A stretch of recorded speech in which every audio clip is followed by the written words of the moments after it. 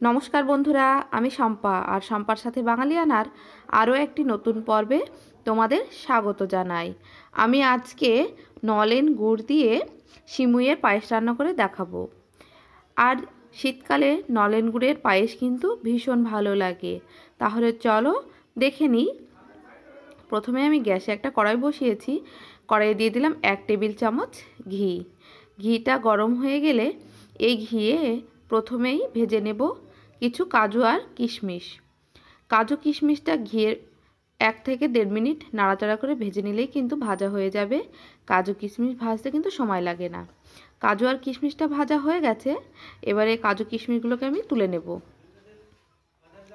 সিমুইয়ের পায়েস বানানোর জন্য যখন সিমুইটা ঘিয়ে ভাজবো তখন কিন্তু খুব বেশি ঘিয়ের প্রয়োজন নেই। যে ঘিটা কড়াইয়ে আছে ওই ঘিয়ে ভেজে নিলেই হয়ে যাবে। এই ঘিয়ের ভেতরে দিয়ে দিলাম 2টো তেজপাতা। এবারে দিয়ে দেব সিমুইগুলো। আমি এখানে 1 প্যাকেটের থেকে একটু বেশি পরিমাণে সিমুই ব্যবহার করেছি। প্রথমে 1 প্যাকেট সিমুই কড়াইয়ে দিয়ে দিলাম। এবারে এই সিমুইটা একটু নাড়াচাড়া করে নেব, নিচে থেকে যাতে পুড়ে না যায় সেই জন্য। যেহেতু ঘিটা গরম ছিল, কড়াইটাও গরম। এবারে আর অল্প পরিমাণে সিমুই দিয়ে দিলাম আরও একটা প্যাকেট থেকে।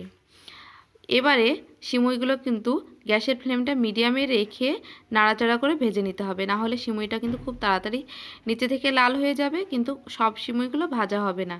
এইভাবে নাড়াচাড়া করেই কিন্তু সিমুইটাকে ভেজে নিতে হবে। দেখো সিমুইটা একটু নাড়াচাড়া করে ভেজে নিলাম। এবারে দিয়ে দেব অল্প পরিমাণে লবণ। আমি যেহেতু এখানে নলেন গুড় দিয়ে সিমুইটা বানাচ্ছি, নলেন গুড় একটু লবণ হয়, সেই জন্য লবণটা কিন্তু বুঝে দিতে হবে। একটু লবণ দিয়ে আরও কিছুটা সময় ধরে একটু ভেজে নিতে হবে। সিমুইগুলো হালকা লাল লাল করে ভেজে নিয়েছি। এবারে দিয়ে দেব দুধ। আমি এখানে দেশি গরুর দুধ ব্যবহার করেছি, আপনারা চাইলে প্যাকেটের দুধও ব্যবহার করতে পারেন। সিমুইয়ের পায়েস রান্না করতে কিন্তু একদমই বেশি সময় লাগে না। হাতে যদি 10 মিনিট সময় থাকে তাহলে কিন্তু এই সিমুইয়ের পায়েসটা তৈরি করে নিতে পারেন। আর নলেন গুড় দিয়ে যদি সিমুইয়ের পায়েসটা রান্না করা যায় তার স্বাদ কিন্তু অপূর্ব হয়। দুধ দিয়ে আরও একবার নাড়াচাড়া করে নিলাম। এবারে সিমুইটাকে ফুটতে দিতে হবে। দেখো সিমুইটা কিন্তু ফুটে উঠেছে আর দুধটা অনেকটাই কমে এসেছে।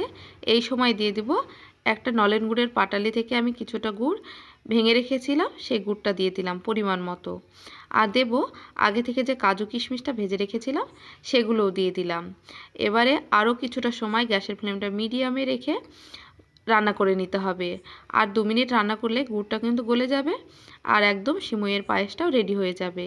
তোমরা কিন্তু অবশ্যই বাড়িতে একবার ট্রাই করবে। আর আমার এই রেসিপিটা কেমন লাগলো অবশ্যই কিন্তু কমেন্ট করে জানাবে।